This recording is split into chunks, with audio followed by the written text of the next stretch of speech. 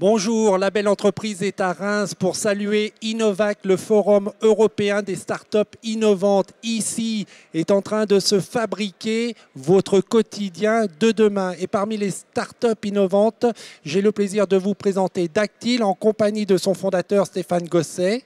Bonjour. Bonjour Stéphane. Alors est-ce que vous pouvez nous expliquer un petit peu quelles sont les activités de Dactyl? Alors, Dactyl accompagne les entreprises dans la définition et le déploiement de leur stratégie digitale multiplateforme, c'est-à-dire leur présence sur les nouveaux supports, tablettes, téléphones, même télé aujourd'hui. Et la deuxième partie de Dactyl que je présente aujourd'hui sur le forum Innovact, c'est donc un domaine dans le domaine de l'Internet des objets, c'est-à-dire des objets connectés qui vont vous simplifier la vie de demain. Alors, on va revenir sur les deux aspects. La première chose, donc, c'est des applications pour effectivement tous les nouveaux supports aujourd'hui numériques, que ce soit les tablettes, que ce soit les téléphones mobiles et ainsi de suite. Est-ce que pour comprendre ce que vous faites, vous pouvez nous donner un cas pour illustrer cette activité, un ou plusieurs cas de choses que vous avez mis en place? Oui, bien sûr. Donc, depuis 2 ans, je suis partenaire d'Innovact et je développe donc leur application dédiée au forum. Donc l'année dernière, j'ai commencé à développer cette application et cette année, je l'ai enrichi de nouvelles fonctionnalités de lecteur QR code donc pour faciliter le contact entre les personnes sur le forum. Et donc cette application est à la fois disponible sur Android, iPhone et le web. Et donc la force de ce que nous proposons, c'est justement de pouvoir offrir à notre client à moindre coût, de pouvoir supporter l'ensemble de ces plateformes. Le client n'a plus à se préoccuper de savoir s'il doit être plutôt sur iPhone, plutôt sur Android. Nous leur proposons directement l'application qui fonctionne sur l'ensemble de ces téléphones. C'est compatible. Et deuxième aspect donc, de votre activité, c'est les objets connectés. Alors là aussi, est-ce que vous pouvez illustrer cette activité? Alors, donc là, c'est tout nouveau. C'est une activité qui est lancée depuis le début de l'année, je vais dire. Donc je présente 2 objets connectés. Un premier qui s'appelle Siris. Donc c'est une petite barrette qui peut placer derrière n'importe quel objet de tous les jours, va le rendre interactif. C'est-à-dire que si une personne va saisir cet objet, on va pouvoir associer à cet objet une activité multimédia ou tout type d'activité qu'on peut imaginer derrière. Par exemple, quel objet? Comme on est dans la Marne, on pourrait imaginer que sur une table, on puisse mettre plusieurs bouteilles de champagne, un rosé, un blanc, un brut. Et ensuite, chaque fois qu'une personne saisit une de ces bouteilles, s'affiche automatiquement l'histoire de ce vin, comment a été produit ce vin, sa composition et ainsi de suite. Et tout ça grâce à une petite barrette qui serait derrière l'objet. Et deuxième objet connecté que vous présentez ici? Et donc le deuxième objet, c'est un miroir connecté. Donc cette fois-ci, c'est un système, c'est très simple, c'est un miroir, vous vous placez devant ce miroir, vous vous connectez à ce miroir avec votre téléphone mobile et il vous prend en photo. C'est un système panoramique, donc ça vous prend de la tête aux pieds, de manière horizontale ou verticale. Et donc et cette photo arrive sur votre téléphone. Et ensuite, vous décidez de la partager sur Internet, sur Twitter ou de l'envoyer sur mail. Après, vous êtes propriétaire de votre photo et vous en faites ce que vous voulez. Et là aussi, pour qu'on comprenne bien quels peuvent être les usages par la suite, est-ce que vous pouvez donner quelques exemples? Oui. Donc Pixas, à la base, a été surtout pensé pour équiper donc, tout ce qui est boutique. Donc boutique de cosmétiques, d'habillement, opticien. On pourrait aussi imaginer de l'utiliser dans des salons, des forums, pour pouvoir accueillir, au moment où les visiteurs arrivent sur le forum, ils se prennent en photo pour garder un souvenir. On pourrait même imaginer par la suite d'avoir ces miroirs dans des lieux publics, et donc ça vous permettrait de vous prendre en photo sur des lieux touristiques ou des jardins. Voilà, pour la faire plus simple, vous êtes dans une cabine d'essayage. Regarde, chérie, j'ai acheté une belle chemise, sauf qu'elle n'est pas là. Donc, hop, le miroir vous photographie et vous envoyez ça par votre mobile directement à votre épouse ou à votre époux pour qu'elle puisse contempler ô combien votre chemise est belle. Voilà. Comment vous êtes venu et comment, en général, vous viennent ces idées? Alors, concernant tout ce qui est les objets connectés, ce que je me suis appliqué une politique, c'est-à-dire de ne pas réinventer un objet, mais de réutiliser les objets que les gens ont chez eux et essayer de les transformer pour les rendre connectables et interactifs. Donc j'avais vu déjà différents produits d'écrans LCD munis de caméras qui vous permettent de vous visualiser, de vous prendre en photo, mais c'est toujours de nouveaux produits, alors qu'un miroir c'est quelque chose que tout le monde a, même dans une boutique il y a déjà des miroirs. Donc là le principe c'est simplement d'enrichir, d'associer à ce miroir le système Pixglass et de pouvoir être pris la tête aux pieds. Et donc je n'essaye pas d'imposer de nouveaux objets dans le quotidien des gens, mais simplement de reprendre, d'enrichir les objets de tous les jours. Si on s'arrête sur votre parcours de créateur d'entreprise, est-ce que vous aviez déjà créé des entreprises? Est-ce que vous étiez salarié auparavant? Et qu'est-ce qui vous a donné envie de créer votre start-up?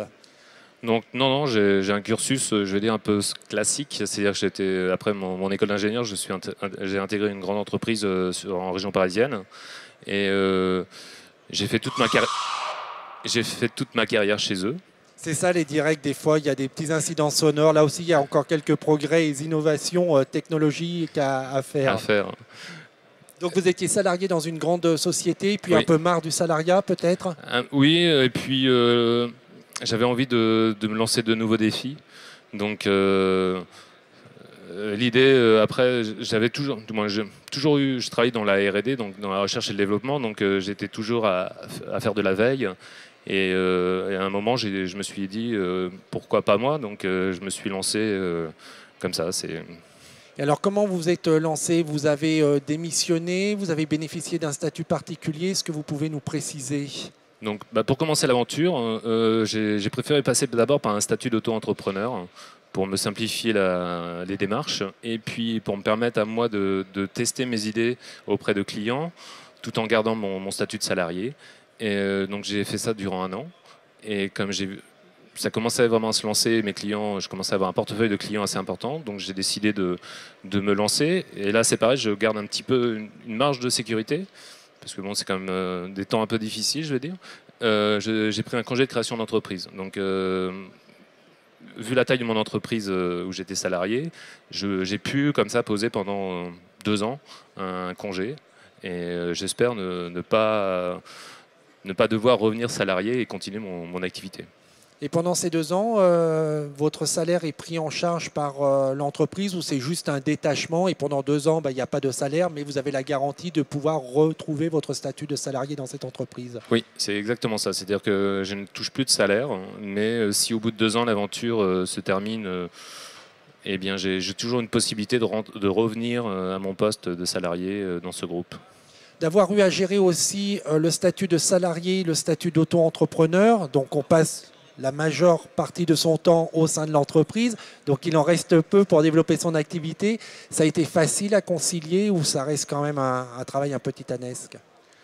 Eh bien, je ne vais pas dire que c'est facile, mais il faut avoir une famille qui soit d'accord et partant pour vous suivre. Donc c'est vrai que quand j'avais les 2 statuts, c'était un peu difficile, lorsque j'avais des rendez-vous, des choses comme ça, de pouvoir associer l'ensemble de ces 2 activités. Mais bon, quand on est passionné, qu'on a envie de réussir quelque chose, je pense qu'on arrive toujours à résoudre ces problèmes. En quoi, à votre avis, le statut d'auto-entrepreneur a été un bon tremplin pour ensuite créer votre start-up? Parce que j'ai pu garder ce confort, cette sécurité d'un salaire et de pouvoir donc avoir un revenu quand même pour pouvoir investir dans ma nouvelle activité et de pouvoir démarcher des clients, pouvoir facturer des choses. Donc en plus ça m'a permis petit à petit de découvrir ce monde que je connaissais pas du tout. Donc et c'est très rapide, sur un clic ou quelques clics, vous devenez automatiquement entrepreneur. Donc je trouvais que c'était vraiment facile et puis peu de risques, quoi. On ne prenait pas de risques, on n'avait pas besoin de s'investir tout de suite et à courir après les clients, quoi. Aujourd'hui, vous avez créé une entreprise. Quel statut est là? Et est-ce que c'est facile de passer du régime d'auto-entrepreneur à la création d'une entreprise? Eh bien, justement, avec mes nouveaux projets, j'ai pu rencontrer de nouveaux partenaires. Donc là, on est en train de réfléchir à un statut qui permettrait de les faire rentrer dans le capital. Donc Là, c'est en train d'être étudié parce que c'est beaucoup plus complexe en termes de juridique, les statuts et ainsi de suite. Donc, pour l'instant, L'entreprise n'est pas créée pour l'instant. Pour l'instant, elle n'est pas créée. D'accord. Là, je réfléchis à passer en SAS, une société anonyme simplifiée. Maintenant, le problème, c'est qu'il faut recommencer tout. C'est-à-dire les comptes bancaires qui ont été ouverts quand j'étais auto-entrepreneur ne sont plus valides. Il faut rouvrir ça. Il faut faire toutes les démarches maintenant assez lourdes pour créer ces statuts, les déposer. Et puis après, l'URSSAF qui arrive. Et puis voilà, quoi. Donc on rentre vraiment dans ce qu'on connaissait déjà depuis avant le statut d'auto-entrepreneur. C'est-à-dire que le régime d'auto-entrepreneur est un bon tremplin pour tester son activité, mais d'un point de vue administratif, juridique, quand on va créer sa société, on a encore tout à refaire. Aujourd'hui, au-delà de la création et du choix du statut juridique, qu'est-ce que vous recherchez? Qu'est-ce qu'on peut faire pour aider Dactyl à se développer? Vous en êtes où? Aujourd'hui, ce que je recherche surtout, c'est les partenaires commerciaux pour pouvoir justement intégrer mes nouvelles solutions dans des produits. Par exemple, là, j'ai un miroir qui va être proposé pour tous les magasins de cosmétiques. Donc, j'ai eu la chance de rencontrer justement un partenaire qui a son carnet de clients. En réalité, le plus difficile quand vous êtes entrepreneur, c'est de constituer votre carnet de clientèle. Et là, justement, c'est des partenaires commerciaux que je recherche pour pouvoir aller vite, parce que c'est des technos. C'est dans ce domaine de technologie, il faut aller assez vite. Donc, tout de suite trouver des partenaires commerciaux. Et Innovac, forcément, c'est un bon forum pour trouver ses partenaires. Oui, tout à fait. On a des partenaires commerciaux, des partenaires pour vous aider à produire aussi, parce que c'est bien de pouvoir les vendre, mais c'est les produire. Donc il y a aussi des bons partenaires ici pour vous aider à produire, à fabriquer vos produits. Alors dans le monde de l'entreprise, de temps en temps, il y a un soupçon de poésie. Alors je voudrais terminer cette émission par un peu de vocabulaire. Dactyle, ça a au moins deux significations. À la fois, c'est une plante fourragère et c'est aussi un pied en poésie. Dans la poésie latine et grecque de mémoire. Alors la question qui s'impose, Stéphane, pourquoi vous avez choisi, au-delà du petit jeu de mots dactyle, tactile, pourquoi vous avez choisi ce nom pour votre entreprise et votre activité? Eh bien, parce que dactyle, justement, est une plante fourragère, mais c'est surtout la forme de cette plante qui m'intéressait, c'est-à-dire qu'elle est en forme de doigt. Et le doigt, c'est ce qu'on utilise aujourd'hui le plus souvent avec son téléphone. Donc je trouvais que le rapprochement était évident. Évidemment, il n'y a rien de grossier à travers tout ça, mais avec les écrans tactiles, voilà ce qu'on fait et ce qu'on fait aussi énormément. Stéphane, merci beaucoup et je vous souhaite un très vif succès pour Picglass et puis pour toutes les autres de vos activités. Je vous remercie beaucoup de m'avoir accueilli. Et pour en savoir plus, évidemment, il y avait un site internet, c'est www.dactyle.com. Pour revoir cette émission, c'est www.demain.fr. On se retrouve très prochainement pour une nouvelle émission Label Entreprise, en attendant que le souffle de l'innovation et que l'esprit start-up vous accompagne. Au revoir.